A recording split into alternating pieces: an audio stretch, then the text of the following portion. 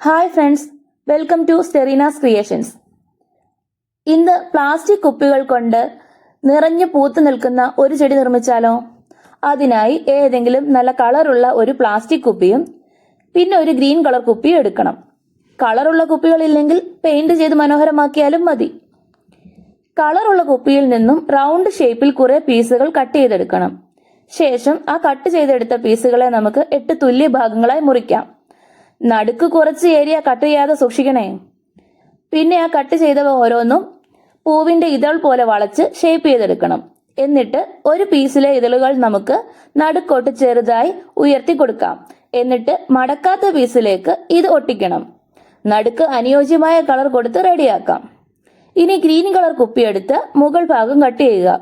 പിന്നെ വീഡിയോയിൽ കാണുന്നത് പോലെ നീളത്തിൽ കുപ്പി ഫുൾ റൗണ്ടും കട്ട് ചെയ്തെടുക്കണം. എന്നിട്ട് അതിലെ ഓരോ പീസുകളും വിടർത്തി അറേഞ്ച് ചെയ്യണം. ഇനി പൂക്കൾ ഓരോന്നായി കട്ട് ചെയ്ത് വിടർത്തി വെച്ചിരിക്കുന്ന കുപ്പിയിലേക്ക് ഒട്ടിച്ചെടുക്കാം. വീഡിയോ ഇഷ്ടപ്പെട്ടാൽ ലൈക്കും കമന്റും ഒക്കെ തരണേ. പിന്നെ സബ്സ്ക്രൈബ് ചെയ്യാത്തവർ സബ്സ്ക്രൈബ് ചെയ്യാൻ മറക്കല്ലേട്ടോ. അപ്പോൾ ബൈ.